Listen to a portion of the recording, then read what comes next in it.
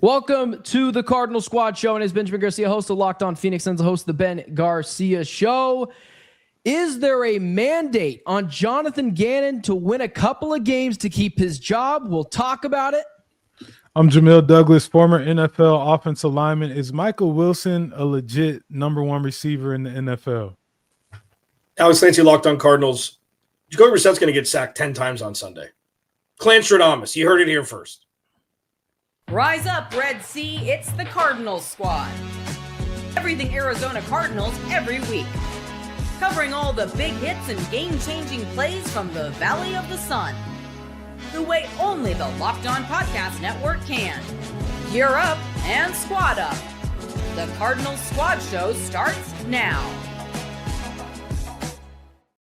What is up? Welcome into the Cardinal Squad Show. Wherever you're listening, however you may be listening, thank you so much for making us and this show a part of your day. Don't forget Locked On Cardinals Squad Show is free and available on all platforms, including YouTube. So click that follow or subscribe button to do it. Thousands of Cardinals fans have already done. Become it every day and get Locked On the Cardinals Squad Show or the Locked On Cardinals Show here each and every day. Today's episode is brought to you by FanDuel.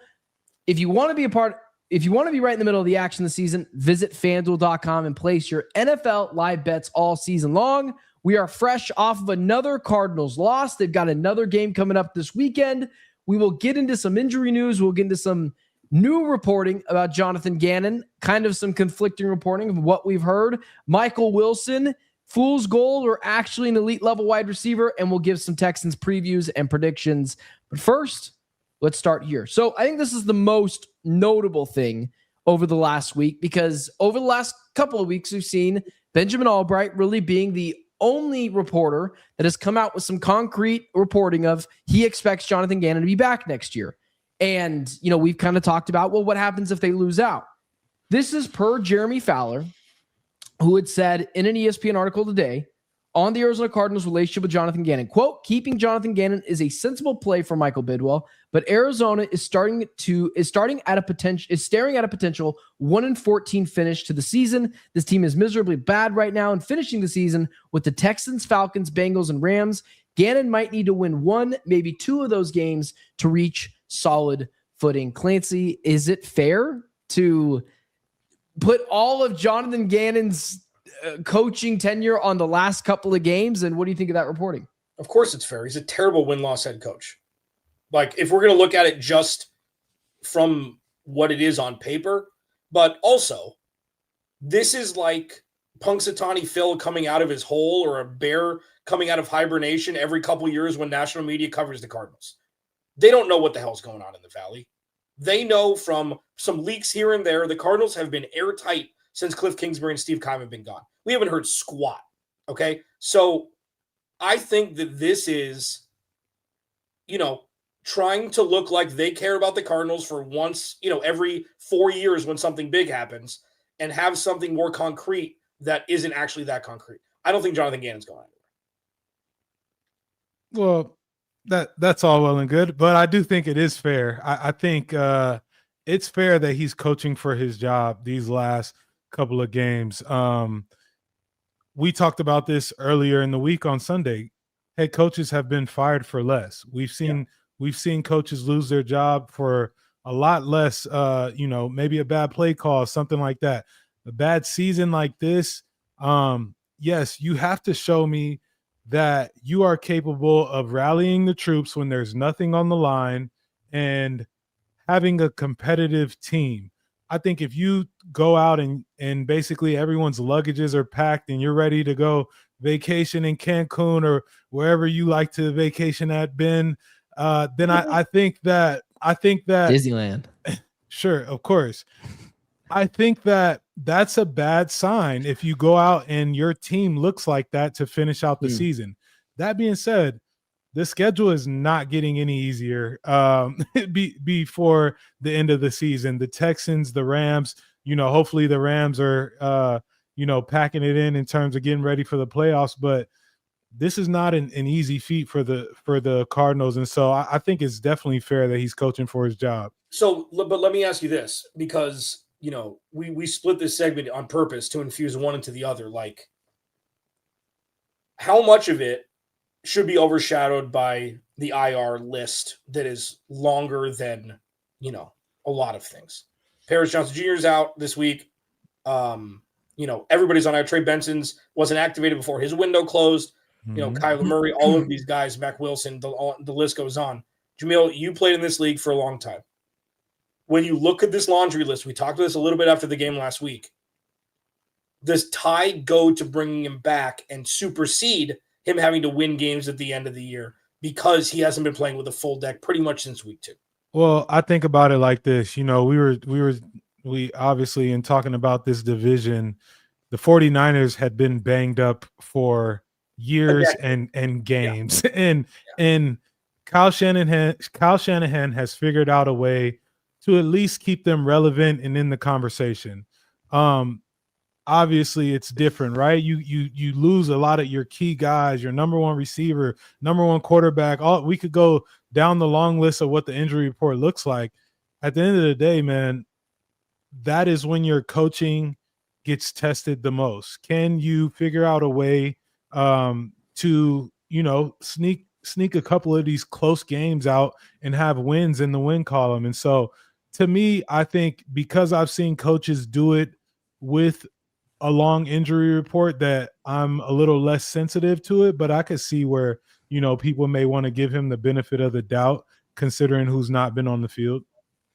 When was the last really good head coach that was on the hot seat like this?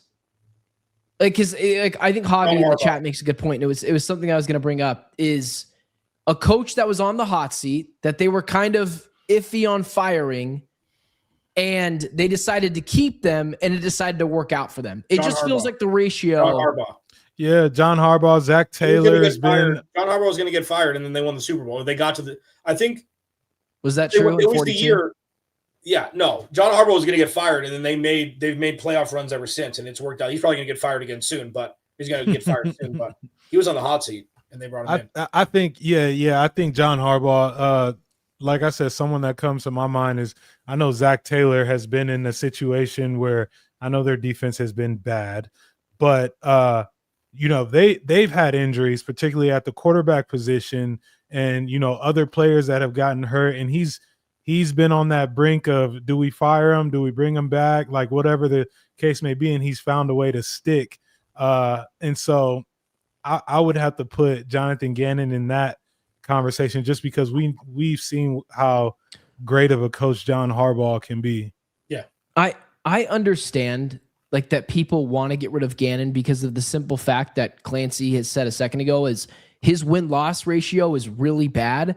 But I don't know how many coaches, like you guys mentioned, the Niners had a lot of injuries. I think we'd all agree Kyle Shanahan's a top 5 head coach. And outside of the top 5 elite of elite head coaches, and before Kyle Shanahan had good quarterback play or stable quarterback play, he wasn't winning a lot of games either. Here's the Cardinals injury reserve list. And I'll just name the guys that matter.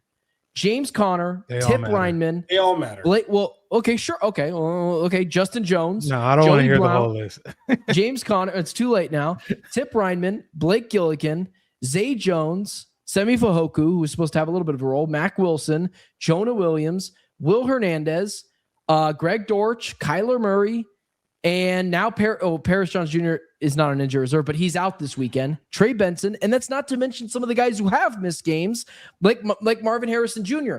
I saw a lot of people mention that the team isn't playing hard on Sunday, and I don't know if that's the case. I don't know if you can judge that anymore when they're rolling it out there with a more or less UFL team at times, at least offensively, outside of Wilson and McBride. It doesn't. I'm okay, really so I would agree, and like I said, I would give him the benefit of the doubt if I didn't have last year and the meltdown and what happened after the bye week. I mean, that to me, that was a season in which they were, playing really good football, and so if I didn't have last year to base it off of, and we're talking about his whole catalog of work, you got to look at it all, and it screams that he is coaching for his job these last few games, given where the team is at. They're not going to win any games. It's obvious they're not going to win any of these last games. They may beat Atlanta. Of course they're going to beat Atlanta because the Rams have Atlanta's pick. That would be the terrible. Rams are going to get to leapfrog the Cardinals and draft ahead of them when they win the Super Bowl. Like, we've seen this story too many times in the Valley, okay? But if Kirky Baby comes in and beats them, like, it's going to be a problem. But for those that have been watching this entire time throughout the season, Jamil 2 weeks ago said he's coming back 100%. Okay? So what you're looking at right now is Jonathan Gannon in a movie, and he's up against a firing squad. He's wearing a bulletproof vest. He's wearing a helmet, and we're just slowly seeing bullets hitting him. Slowly but surely, every loss, every 40 burger put up on defense, and now he's like, finish him with Mortal Kombat. And it's like, how much longer can he stand up? Because the Cardinals are not going to win on Sunday. They're probably not going to beat Atlanta. They're going to lose to Cincinnati in the frozen tundra, and then they're going to get embarrassed by the Rams, who are trying to win a Super Bowl. Like, this isn't going to get better. And I'm sorry, rainbows and butterflies as much as possible. Let's be adults. They're going 3-14, barring any sort of unforeseen events. So if you're going to fire him then, why not fire him now? Well, that's what I said. I was like, get ahead of it. But then, you said you shouldn't fire anybody in the middle of the season. Right. I think that was me. I think that was me that said that. No. Jamil said it too. It doesn't help. Jamil, you said it too? Gotcha. I think I said it doesn't help for sure. But I definitely agree in terms of, like, I was saying, if he's not your guy, same like I said with Kyler, if he's not your guy, stop wasting time and letting him, step on the field and play games for you. Just say you're moving on and get ahead of it. And we spoke about how the Cardinals have always been in the position of not making things as black and white. And so, a couple of weeks ago, I was like, based on the decision of sitting Kyler, they basically ownership told us what side they were sitting on. But that still does not mean that he can come out here and just lay an egg for these last 4 games. I still need to see some sort of competitiveness. I need to see an uptick in coaching, situational football, in order for me to say, this is my guy and I'll run it back with him one more year. What does that look Truthfully, like? How do you answer this? Like, but what genuinely, like, I'm not being sarcastic. What is you gotta, I mean, at minimum, the Falcons and Bengals game, you've got to come out with the win. I understand. Listen, the Texans defensively superior against what the Cardinals can do up front in terms of injuries and things like that. That game versus the Falcons, who have been dysfunctional all year, and the Bengals, who this will be Joe Burrow's maybe 3rd, 4th game back, but their defense has given up 30-something. Like, those games, you need to be pulling out all the stops and winning those games. Outside, and if the Rams don't play their starters, you definitely can't let up a loss in that last game of the season. So to me, it just looks like you got to win 2 of the 4. Damn. Which is and I said this earlier in the week, the bar is very low, which is the problem. That is the problem. Next year, what? 5 wins? Oh, improvement. No. So you're saying next year we need to go to the playoffs? Now that's a big jump. That means that everything went right. So the bar is low with Jonathan Gannon, and that's my problem.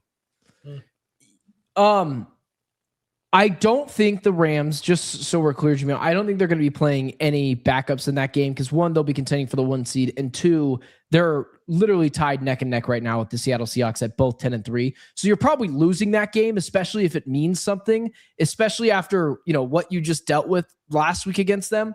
It doesn't feel, because to Clancy's point, I unfortunately do think that they're going to beat the Falcons. We'll just agree to disagree that I don't think there's much great of winning one more game on the season, but I think they're going to beat them. And it just doesn't feel fair to put, well, if he wins 1 game, that's enough for us. It's like, doesn't it feel like their decision should already be made, much less making him go out the next couple of weeks with 2 hands tied behind his back and say, hey, if you win one of these, we'll keep you around. Like, it feels like you should have your decision made. Yeah, this is going back to what I said initially. This, with national reporters coming and talking about the Cardinals, they woke up from slumber. It's a good point. Years. It is a good point. Like, I'm sure they've got sources. Jeremy Fowler's fantastic. Okay, all of these guys. Albright's fantastic. Friend of my show. Rap. Everybody does great work. Okay, and this is like, when a football reporter breaks a basketball story, it's like, all right, bro, come on. Like, I appreciate it, but the stay in your lane in the most respectful way possible, stick to your sport kind of thing. It kind of feels like that when national media reports on the Cardinals in situations like this. Jamil, I want to ask you this too, because you actually played the sport, and then we can move on. There was a damning stat that came out. Now, people kind of have a love-hate relationship, Pro Football Focus. This was put out by Teo Mackey of the Arizona Republic. And he put out that the Arizona Cardinals are the worst tackling team in the NFL based on Pro Football Focus's grading. They average 10.9 missed tackles per game. How much of that falls on Gannon? How much of it, again, falls in on there's been a lot of injuries? It just feels like tackling, like that is the fundamental thing of football that even wide receivers, when there's an interception, they should know how to do, right? Yeah, sure. I mean, I've seen Ryan Tannehill, and this is not a good thing, but I've seen Ryan Tannehill make some really good tackles. Not to say that's a good thing, but it's a huge indictment on Jonathan Gannon, in my opinion. You're a defensive-minded head coach. And so, like I said, at the bare minimum, we hired you because we believe that you are going to bring the mindset of a defensive-minded head coach to our whole team. And with that being said, our defense is always going to be up to par. Think about Robert Saleh with the Jets. Now, they couldn't score on anybody, but defensively, their defense was always in keeping them in the game, and they were rocking. And you knew that when, you played the Jets defensively, they were going to be tough. Missing tackles it's a mindset type of thing, but it's also a coaching thing. And so that's where I'm a little unsure if he's, still has the hold of the locker room, because you got to want to make tackles, and 10 missed tackles a game is averaging 10 missed tackles a game is tough. It's just interesting because I wonder how much of that you would have thought is like an indictment on him. And like, it just feels like that feels like an effort thing. Right. And I think that's the best stat to point out to someone and be like, hey, look, they're not trying. But again, play the sport at that high of a level. Take it like this, when the Niners aren't tackling well, they blame the defensive coordinator, Robert Saleh, right? Because you have an offensive-minded head coach. When you have a defensive-minded head coach, the blame gets put on the defense, on the head coach, because that is what he does, and that is what got him the job. And so I think it's an indictment on him. Well, let's continue on with some better news. They do have at least one or two great players, and one of them, who's not named Trey McBride, has broken out over the last couple weeks. Let's discuss how much of that is fool's gold and a real thing, and maybe if we have a wide receiver one battle going into next training camp, let's talk about that much more next.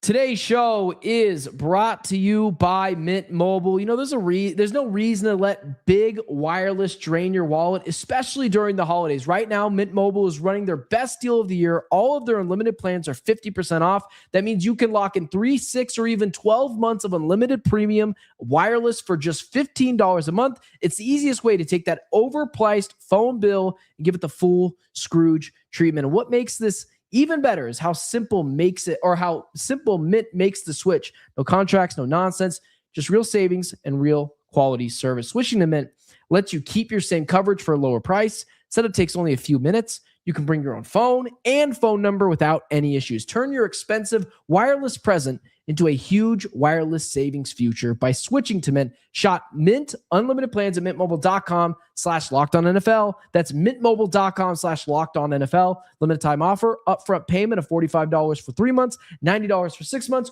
or $180 for 12 months. Plan required, $15 a month equivalent, taxes and fees, initial plan term only. Greater than 35 gigabyte may slow when network is busy. Capable devices required. Availability, speed, and coverage varies. See mintmobile.com for more details. Keeping the show rolling, as I forget to add Clancy to the Don't forget Clancy. Well. Do not forget Clancy. You need the comic relief. He'll let me know. He'll let me know about it if I forgot him. Keeping the show rolling. So Michael Wilson has obviously been really good over the last couple of weeks. I had mentioned that if we're just comparing the two wide receivers, which I think is very fair, Marvin Harrison Jr. has a 100-yard game this season. You have to go all the way back to week 8 to do so. in 3 of the last 4 weeks when Michael Wilson was asked to take the wide receiver 1 reins, he's had 300-yard games. And in one of those games where Marvin Harrison Jr. played in, I already forgot their opponent, Michael Wilson didn't see a lot of time. Jamil, is there something about Michael Wilson, whatever his game, the way he approaches it, whatever, that you're like, that's just not a good wide receiver in the NFL? That is someone that could be someone's wide receiver 1, or is it just a guy that's getting a lot of targets because they're really injured and, the quarterback is kind of forcing it to him? I don't want to say he's just a guy. I've heard Steve Smith use that term. He's a jag. That means he's just a guy. But listen, he has been getting a lot of targets. The stat is he leads the NFL with 39 receptions since week 11, almost 500 yards. Number 2 on that list throughout the whole NFL, Trey McBride. So that means that the Cardinals have been down a lot and they've been throwing the ball a lot.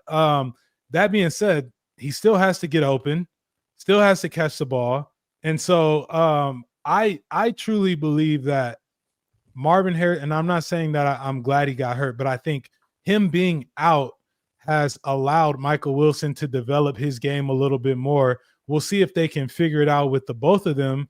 But I think, man, his mentality when the ball is in the air, he attacks the ball. I think he runs really crisp routes. I think he does a good job of getting in and out of his breaks. And obviously, Jacoby trusts him because he's getting more targets than Trey McBride. And we all know, how Trey McBride is with the ball. So I think he's a legit number 1. I think he's a legit number 2 that's getting a ton of targets because the supposed to be number 1 is out. Yeah, I mean, and my stat, that was a great stat. I didn't know that with Trey McBride being number 2. Appreciate it, man. Thanks. I did my research for you. Yeah, I told you I'd give you credit for it after I texted it to you to say on the show. I know. No, that's a lot. No, I'm just playing. That was all you. I'm totally kidding. Mine is Michael Wilson had 52 receiving yards through 5 weeks. Quarterback change, 660 yards since. So take that with what you want. But for me, I see him. This would be kind of a throwback. Excuse me. Do you remember Harry Douglas with Atlanta? So Harry Douglas, whenever Roddy White or Julio Jones would miss time, he would do what they did in the offense. He would be a target monster if both of them were out, 10 or 11 receptions, over 100 yards, and maybe a score. Tyler Boyd, Marvin Jones, guys like this are in the league who just do it when they're given the opportunity, and it sucks that they're not given the opportunity more because there's more important mouths to feed than them. That's what we're experiencing here. This isn't a new story. This isn't fool's gold, but if you put him like Christian Kirk in Jacksonville, chances are he's not going to do this. Yeah. Like the Gabe Davis effect, like things like that. It depends on the system. With all that said, they should 100% extend him. They should 100% bring him back as an Arizona Cardinal. They do it this offseason because he's making pennies. You get him in for a 3-year deal after this. He's shown that proof of concept. So it's not fool's gold, but like Jamil said, yeah, it's situational. He wasn't going to be doing this if Marv was on the field for better or worse, and that could be the offense like we talked about last week against Tampa Bay when they combined for wide receiver 1 yards, and it wasn't just both of them getting it. Jamil, for being the football guy that you are, and on the offensive side of the ball, I gotta, gas him up a little bit to pull something negative out of him. Why is Michael Wilson doing this and Marvin Harrison Jr. isn't? From what you've seen, what is it? Did Jacoby Brissett just play well in those 4 weeks? Well, Marv isn't on the field, so I think the best ability is availability. Michael Wilson's been available, whether he is the number 1 option in a room where Zay Jones has went down, Marvin Harrison has went down. The guy that's getting the most tread on his tires is still available. And so it all goes back to, I think, trust. I think, Jacoby trusts him. I think his routes are very demonstrative. And so it allows an easier read for the quarterback. If you're asking me why can't Marv do this, that's a question that I do not have the answer for because he hasn't been available.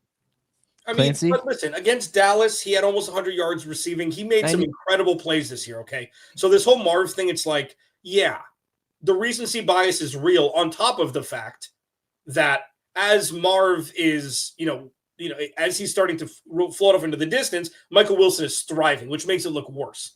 But really, when it comes down to it, we haven't seen a whole lot of Marv and Jacoby Brissett this year.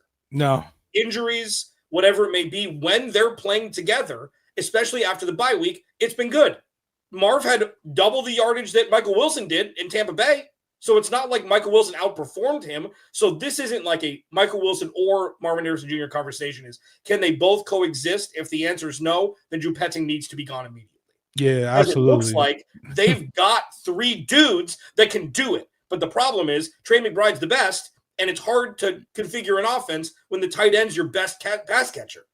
Yeah. Okay. I also don't think that Marv gets. I mean, Michael Wilson has 16 targets this past week, and 11 receptions on that. 16 targets. No. That is a lot of targets. That means what we've all been asking for, that you are force feeding this guy because he's the number one option in the offense. So I would say that as well. I mean, okay, but to be a lot fair, of that was garbage time too, right? Like True. That one specifically. It's been a lot of garbage time. All season's been garbage time. It's been the Jacksonville one. It was the Jacksonville game that was close, where he was 10 for 115 on 15 targets. That was the big one. Seattle, and Marv had 12 targets against Seattle when he played. So I don't know. Like it's inexact.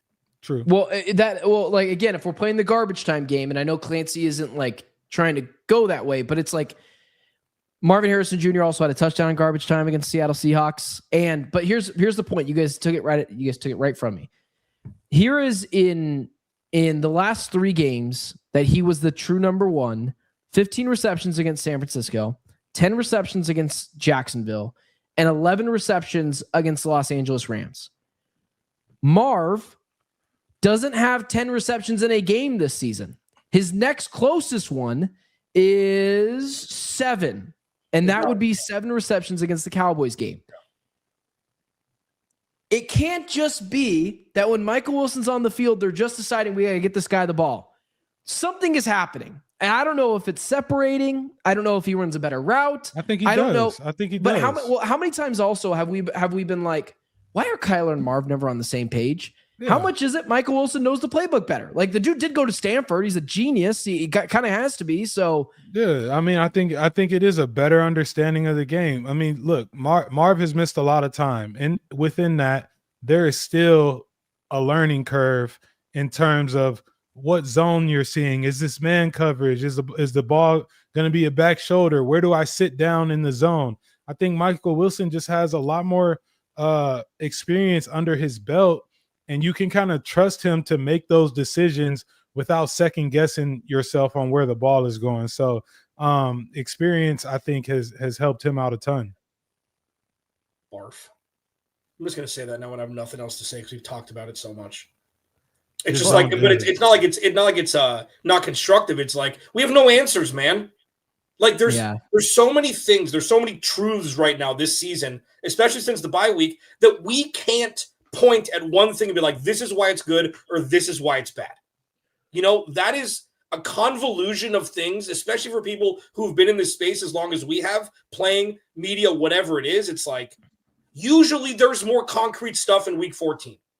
This is more abstract than it's ever been with this regime. It doesn't make any sense. Do we all still believe that the best wide receiver, not pass catcher, on this roster is still Marvin Harrison Jr.? Jamil? On the roster? Yes, the best Trey McBride. No. Wide receiver. He's a receiver. I said pass catcher or receiver. I changed it. I think I will still say this is, and that's not a knock on Marvin Harrison Jr. I think Michael Wilson attacks the ball better. We've seen more special from Marv than Michael Wilson this year. We've seen the wow moment. That is true. Okay, so here it is. I want consistent game in and game out from my number 1 receiver. Here we go. This is my new month. This is one of my 2 smart things a month. Marv is Kyler. Michael Wilson is Jacoby Brissett. The ceiling is exponentially higher with Marv. It is. But sometimes you need a floor that's right at your chest and not the Grand Canyon. Yeah. That was the smartest thing you've said all year. Much less, you waited well until the last month of the year to break that one out. That's great. I'm not a smart man. I'm not a smart man. Do you? That's interesting. That's interesting. Because now it makes me go towards. Do you think we'll ever get the consistency? Because here's my thing. Yes. I'm thinking of the 1-2 punches at receiver, right? Like you got your CD and George Pickens.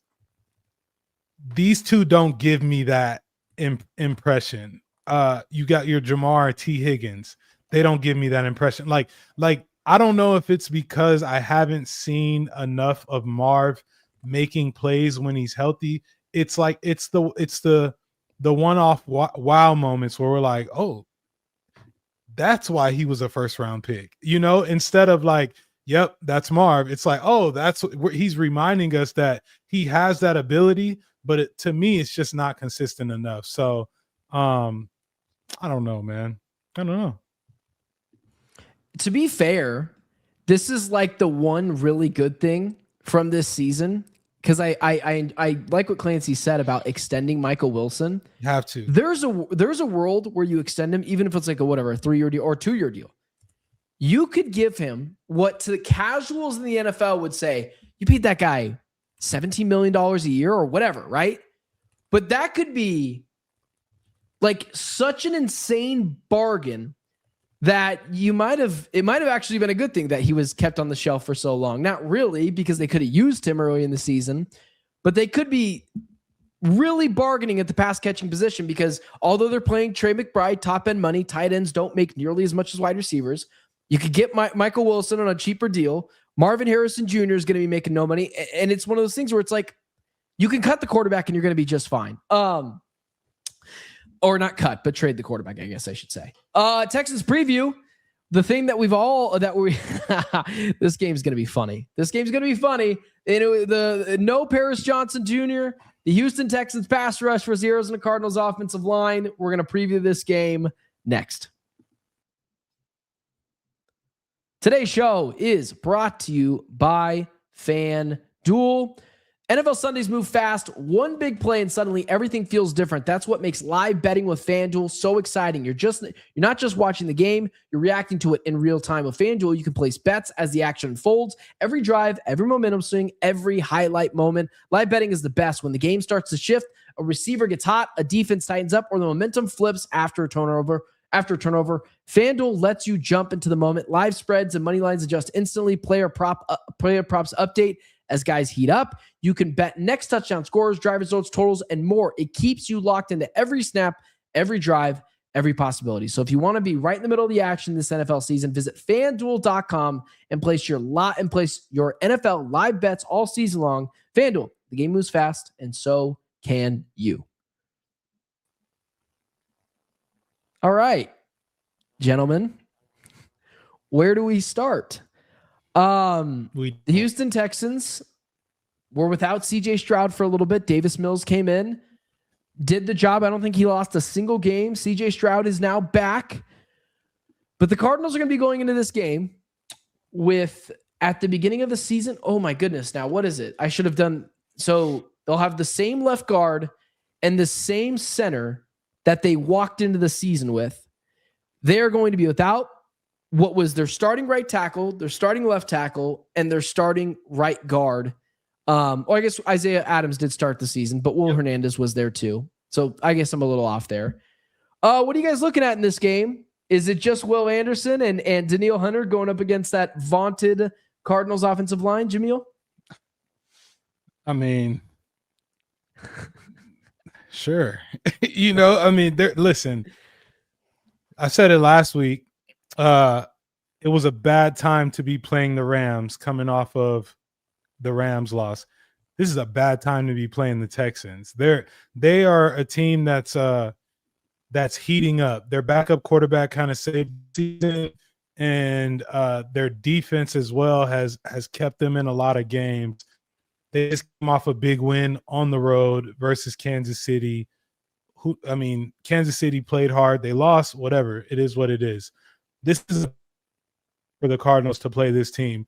The Cardinals have been super pass heavy in terms of what their offense is right now because they're not really running the ball. They've also been down. That factors into it.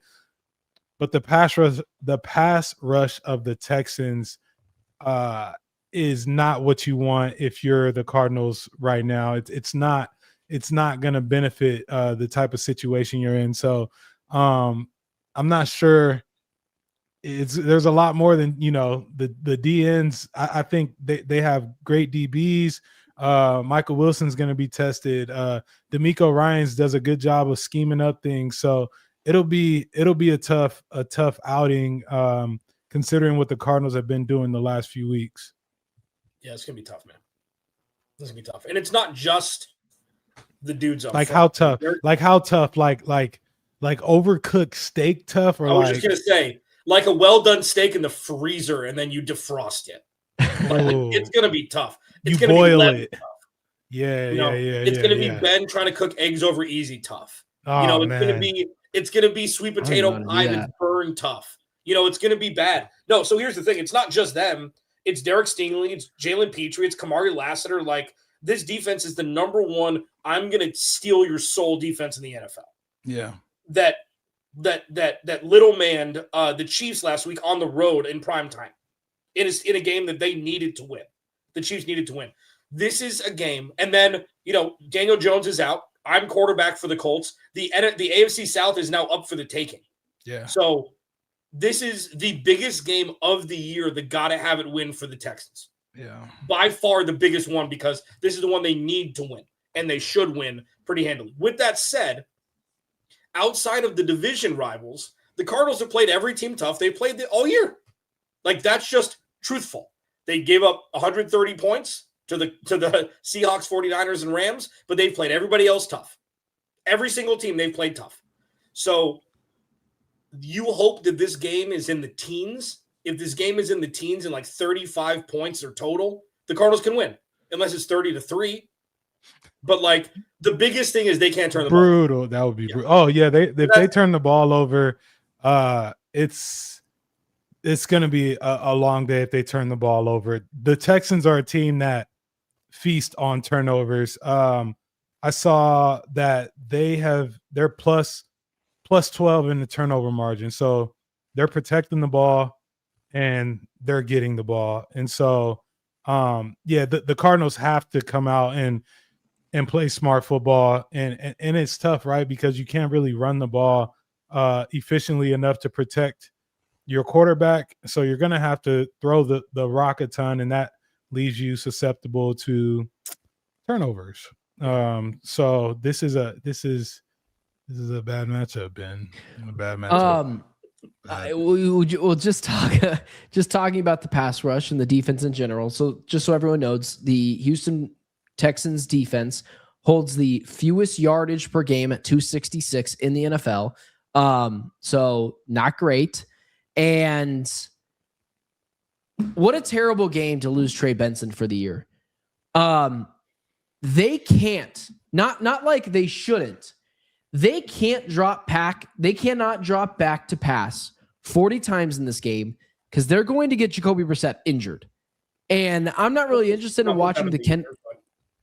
What do you? Did I say I want him to get injured? I'm trying to protect the guy. You just don't say things like that, but that's okay. Okay. You should play. Cool. You should play center if you want to protect Jacoby.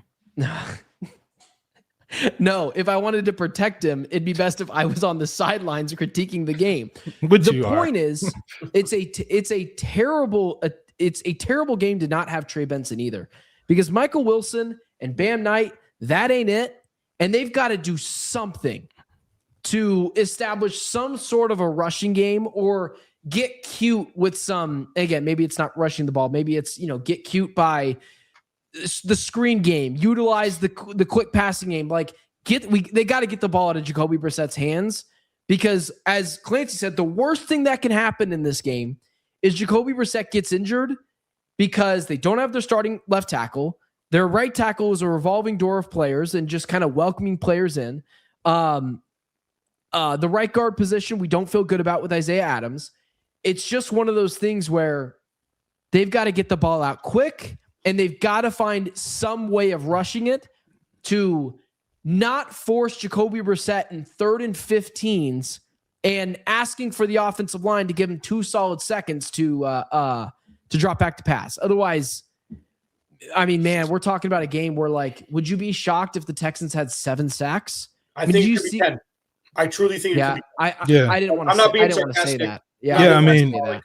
no, I'm not. I don't think you're being sarcastic. I mean, we watched them kind of rip apart the Bills' offensive line, and the Bills have been very prideful on their offensive line and who they have at tackle and guard position. So I think this is a game where it's 5, 6, 7 sacks could be attainable, and that's just brutal. Honestly, So, it's brutal. Yeah, I mean it is, and it's 2. So I saw Marco Soul Pancakes, friend of the show. He does a great job over with Blake Murphy. The Cardinals have only given up 5 sacks the last 2 weeks. So it's TBD. Offensive linemen are only bad until they're good. And so Isaiah Adams is really, he's played solid football at the right guard position the last 2 weeks. I know the pass rush isn't as prominent the last 2 opponents. I mean, but the Rams only sacked them twice. So, or 3 times, I think, and it was 2 the week before. But this is different. So Drew Petzing, you want to save your job. You want to keep Jacoby Brissett's jersey as clean as possible. They've got to figure out, like, if Xavier Weaver plays, I don't know, he's questionable at this point. With Greg Dortch out, he's the only speed this team has. Like, truly, he's the only speed this team has outside of Michael Carter. So if you want to line Xavier Weaver up in the slot and you can get it going that way with some wide receiver screens to keep the pass rush, honest, that's the only way you're going to be able to stop this avalanche that's just ready to rip. Like, Will Anderson he could be the best pass rusher in football. Yeah. Already. So this isn't a joke. What we're saying, like 10 sacks could 100% happen on Sunday. Yeah. I don't think that's crazy at all to say that. Jamil, what did you guys, because you were obviously a part of a multitude of different offensive lineman rooms, and you were obviously a part of at least once or twice a star offensive lineman went down in the worst week possible. What are they preaching in the coaching meetings? Hey, this is what we're going to do to keep Danielle Hunter and Will Anderson Jr. out of the backfield. Here's what we're going to do. This is how it's going to be done. Well, I don't know if it's being said, but what I would say is we're going to throw a ton of different looks at them. That being said, listen, it's all well and good until you get down by 14 and all that goes out the window. They know that you have to throw the ball. But I've said it from the jump. First play of the game, I'm either going to chip one of these DNs or I'm going to send a tight end across to run a split zone, something to get these guys thinking about something else than just pinning their ears back. I believe in that. I think that, the toss crack that we saw a few weeks back, like things like that, you have to be able to do to mix it up on them. And so that's what I'll be preaching, man. I'm going to do as much as I can to help you tackles, my interior. You guys have to hold up. We're going to, chip these guys. We're going to bluff these guys. We're going to screen them. All of those things to keep them from just pinning their ears back and rushing the passer. That's what I would preach. Yeah, me too. Well, I'm gonna say. I know ditto, you would, I guess. Clancy. Hashtag analysis. The Cardinals' backup left tackle is actually currently starting at right tackle. So what do we expect the Cardinals to do from an offensive standpoint? Are you moving Kelvin Beachum over to left tackle and then moving? Josh I think Schreider's it's gonna start. Rookie Josh Schreider. No, I know. I know what you're saying. I'm just telling you on the depth chart, they have Kelvin Beachum as the backup. So I'm assuming you're right that that's what's going to happen. Well, that's what Jonathan Gannon said today. So that's so he's starting on the left side and Beach will stay on the right. It just listen. I would assume more shotgun. Like I would assume all shotgun. I would assume no play action if you're not running the ball, unless they can actually somehow run the ball through a brick wall with whatever. Play action has been super heavy in this offense for not being able to run the ball. Which just doesn't make any sense. It's like, no, I'm just kidding. Like, yeah, everybody knows we don't run the ball. Yeah, 100%. So, who knows, guys? Maybe I won't be on the show Sunday. Maybe they'll call me fresh off the couch. What Justin Pugh style. Yeah. Forget that. Right. Phil Rivers style. The dude's talking about. Hey, you talking about 7 sacks. I'll give up 7 sacks on you now. I will give 7 on Jamil, you. I saw a video of you the other day on TikTok. Dude, you're not big enough to be get in the trenches anymore. You're slim. I'm strong enough though, Ben. I'm strong enough. That's all that matters. All right. Be a power. Yeah. I take my vitamins. All right. How much were you at playing weight? I'm just curious. I was like 325 when I played. I'm probably in like the 280s. I found that out earlier today in our group chat. Thank you. Yeah. I offended you got someone. soft. You got soft on us, Jamil. Who got soft? You got soft on us. You used to be 50 pounds heavier and ready to throw and ragdoll Will Ben, Anderson Jr. around. I'll lend you one of these helmets back here. We could meet at a park, and I will wear no shoulder pads. I got a ref whistle in the jersey. Yeah. I love 911. Can I get it signed? Can I get it signed after and keep the helmet? Sure. I just need you to sign a waiver. Oh man, he's partially being serious, so I just gotta laugh it off. Coming up next, we gotta talk about some predictions, what we think we'll be talking about, and holy cow, if one of us says this game's gonna be a lot to a little, how many more of those can Jonathan Gannon survive? Let's talk about that next.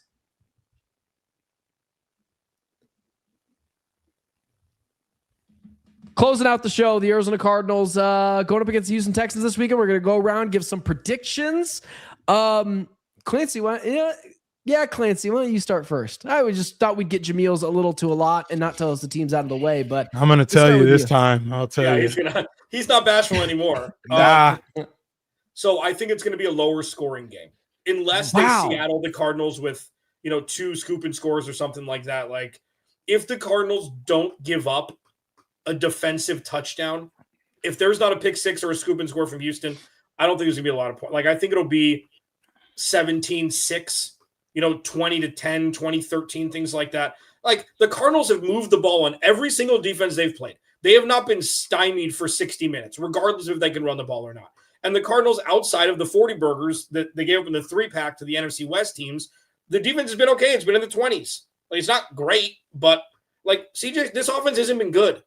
They're running the ball like under 3.5 yards a clip, man. Woody Marks isn't it yet. He will be, but he's not it yet. Nick Chubb's 100. They don't have the greatest offensive line, so I'm assuming you'll be able to get to CJ Stroud. It's going to be closer than we think, but if the Cardinals offense gives up turnovers, if they give the ball away, it could get ugly. So prediction, I think they'll lose by like 10, 20-10, 20-13, 23-13, something like that. Wow, that's pretty good. I wouldn't assume. Technically a blowout, any 2-score loss is a blowout, kind of, but. Yeah, you could always feel like you're in striking distance, though, especially if it's not like a 40-30 blowout where like you couldn't stop them from scoring. You just couldn't score. If the Cardinals put up 30 points on Sunday, I will do the next show with no shirt. Like, there's no way they're going to score 30 points. Oh, God. Cardinals, please. You'll be on the field, man. You won't even be here. Yeah. I'll be on the field for sure. Is that phone call from Monty, but you just been putting that down, Jamil? Yeah, I haven't picked up Monty's phone call. Listen, my score prediction, I'm gonna say 27-10. Okay. I don't think the Texans are gonna, do what the Rams did and put up these flurry of points. Like, I don't believe that. If that does happen, it's gonna be bad. And I know I say that every week, but this, like Clancy said, this offense hasn't necessarily just been blowing people out of the water. They have done enough to win games. CJ Stroud is going to be in his 4th consecutive game since coming back from injury. So they're still trying to catch their rhythm, but they are hot. And so I think, what did I say? 27-10. I think 27-10 sounds reasonable. The Houston Texans defense is so good that it almost makes you forget that their offense really isn't that great. Nico Collins had a little bit of a down year, still a very good wide receiver, but hasn't been dominant. CJ Stroud, ever since that really good rookie season, like I don't know if they'd give him an extension right now, like a massive, one of those top 10 quarterback in the league's extensions. But even still, with the way the Cardinals defense has been playing, I think it's manageable if the Texans could squeeze out 17 points on their own. And I just feel like there's probably going to be 1 or 2 turnovers in this game from Jacoby Brissett, who has shown the ability to turn over the ball. Like, all of this to say, I don't think it's close, man. I think they lose like 30-10. And I don't even think a lot of it is the Texans having these long, methodical 85-yard drives. I think they're going to be set up in short fields and not asked to do much. And going 12 plays, 35 yards, field goal, and they just keep getting those until they field goal the Cardinals to death, plus or minus 1 or 2 touchdowns. So, yeah, I'll take the Texans just to blow out this team. The real question is, how many more blowouts can we take, guys? Like, does that change the outlook if they're just close? Should it? Does losing close matter? It hasn't mattered so far. Everybody's still here. Yeah. I guess that's a good point. They've had 3 40-point blow. They haven't lost by 40. They've given up 40 points 3 times in the last 5 weeks, and nothing. It's not going to be worse than that. What are they going to lose, 50-0? Like, it's just, I mean, but, and also Jacoby Brissett, listen, people say efficiency has been an issue with Jacoby Brissett in the offense. Imagine having to throw the ball 50 times when everybody in the building knows you're going to throw the ball. Yeah. Yeah, man. The turnover thing, fair. His turnover ratio is small.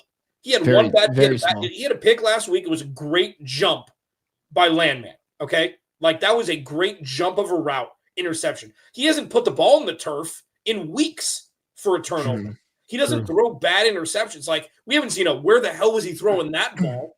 Like, he's throwing the ball 50 times a game. I think it's been efficiency you have to grade on a curve when I'm running the ball in the backfield. I couldn't agree with you more on that. Even great first step.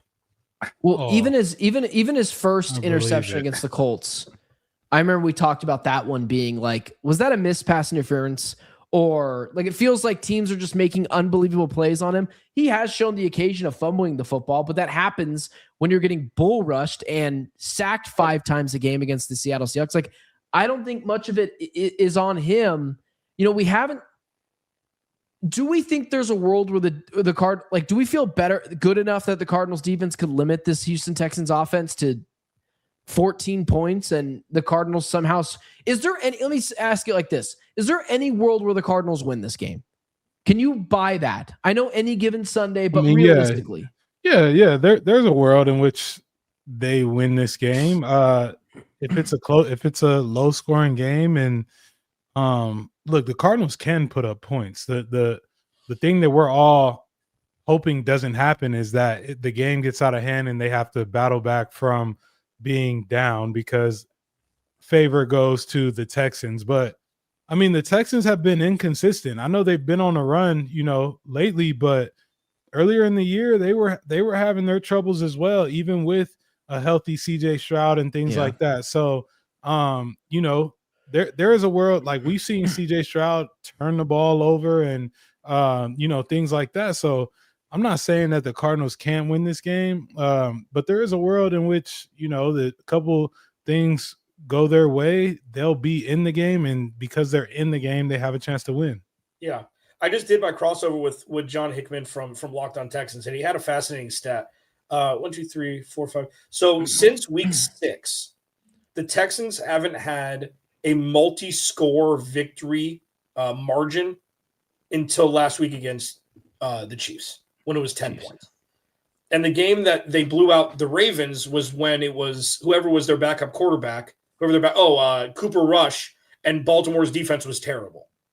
So it's not like this, as Jamil said, it's not like this offense has been great, but like their offense isn't functional. Truly. Like, they've got Nico Collins, who's been hurt. They've got a bunch of first and second year guys in Christian Kirk and Dalton Schultz. Like, their offensive line is bad. They do not have a good offensive line. So, like, this is going to be the Cardinals saving the game on defense for this team. And if you told me that the Cardinals only give up 13 points, I'd be like, okay, that makes sense. This isn't the Rams. This isn't Seattle. This isn't Christian McCaffrey. It's a kind of a dysfunctional offense. But, man, I just don't see where Jacoby's going to have more than 2 seconds to throw the ball in any snap. I just can't see it. They're going to be living in the backfield. Yeah. Have we seen yet? I thought I saw this earlier today, but have we seen yet if Marvin Harrison Jr. is going to play in this game? Not yet. He's still listed as questionable. Does that change anything for you guys if the Cardinals don't? I want to see him play. I love watching him play. I want to see him play. It doesn't really change my mind in terms. What it means is, Michael Wilson won't have one of those, crazy games because they can't figure out how to operate with both of them in the game. But no, I think, in terms of like what gives the Cardinals the edge in this game, I think they got to be aggressive, man. I don't think that there's like a thing in which, Marvin Harrison plays. Yeah, the scale tips to the Cardinals. Like, I don't think it's that. I just think they have to start out fast, like we've always talked about, and be aggressive throughout the game. And I know that means pushing the ball down the field, but and you don't want to be in pass protection. But hey, man, this is the NFL, Ben. It's the NFL. I weirdly feel worse about this game than I do the Rams game last week.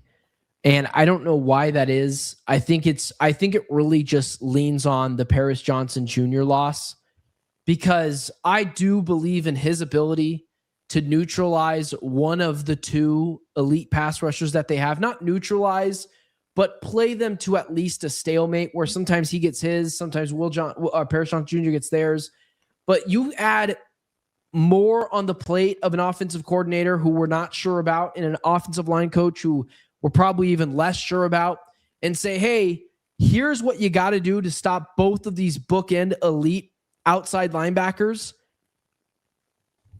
I can't subscribe into that. And it's another thing. It's like, if I feel so poorly about this coaching staff doing that, like, then why don't you just move on? And like, it's the thing Clancy keeps on saying, like, how did we get here? Every time I find one problem, I go to the next problem. And I'm like, well, what about this problem? And like the Cardinals feel like a dead man walking this week. And that just sucks, man. Yeah. I mean, well, so look at it this way, as we kind of wrap up here. We've talked about this from, there's like 90 angles to this, man. It's not like a cop-out when we're like, we're only focusing on one thing. The problem is every week it's something different that's wrong. Yeah. So it's like, okay, so you're overcompensating because the run game doesn't work, so you got to throw the ball out. Okay, he got sacked 5 times. Well, he's dropping back 60 times. 5 out of 60 isn't the worst thing you've ever seen. And then wait, the defense isn't putting up points. Well, the defense can't stop anybody against the Rams. Well, the Cardinals had 8 possessions of their 11 last week that resulted in 5 plays or less, and 5 of those following possessions resulted in touchdowns for the Rams because the defense was tired. It's like, okay, so whose fault is that? Well, it's the offense's fault. Well, no, but the defense is giving up all the points. Yeah, but these guys are human beings. They're unable to rest, and they have to go up against Puka Nacua and Devontae Adams and Kyron Williams, and they have no shot because there's no momentum. There's no momentum positively for the Cardinals, and it just looks different every week. And since week 1, it's like offensive linemen aren't supposed to protect the pass 50 times a game. It's not supposed to happen. Well, it's Drew Petzing's fault. No, it's not. James Conner and Trey Benson are hurt. You can't run the ball. So I know like I'm starting on this diatribe, but it's like we talk about the same 5 things every week, and it looks different every week. So you have to relive and rehash every single time. So it's frustrating. It's like, but then how do you fire Jonathan Gannon? Everybody's hurt. Exactly. Like, I wish there could just be a real sensible argument about this, that rather than just, hey, let's nerf it down to just firing the head coach. This is not like Cliff. This is not like Steve Wilkes. This is not like, there is so much more to this. And that's why I love firing people. I think it's fun to hold people accountable. It's in the NFL. Yes. I don't care. That is the weirdest way to say that. I love firing people. Let's keep him from getting injured on Sunday. How could he? Gosh. He's probably going to get injured on Sunday. I hope a cat dies. Like, where does it end, Ben? Jeez. Guys, I'm talking about. Okay, I guess I should have been more clear with my words. Just think about things before you say it. I don't I don't feel bad for head coaches when they get fired. Like I don't. They make millions of dollars. This is the job. Because this is the job. You know it could be harder doing like what I do or like what Clancy does or what you did or I guess what you're doing now is work a bunch of different jobs while making ends meet. Clancy has another job and does this. I have 2 other jobs. Like I don't feel bad when you get fired from your $1 million job. A wise man once told me, choose your hard. Okay. Was that Monty? Is that Monty Williams? Bill Belichick. His name was Bill Belichick. Anybody know that name? I do. We know who Billy B is. He's currently second in command to his girlfriend / wife at North Carolina. Everyone's getting a shot now. Anybody else want to attack? No, I think I'm good. Okay. I think I'm good. You let us know. We're here for you. We're here for you. With that being said, according to our guy, Aiden Garcia in the chat, should be a good game Sunday, and it should be a good game Sunday. Hopefully for the Arizona Cardinals. With that being said, don't forget to like, share, subscribe, follow us on all social media platforms, as well as reminder, Clancy will go live directly after the Cardinals game. Us 3 will go live directly after Clancy is done with his instant reaction, and we will see you guys on Sunday. For myself, Clancy, and Jamil, it's been the Locked On Cardinals Squad Show. Stay safe, guys. We'll talk to you guys post-game.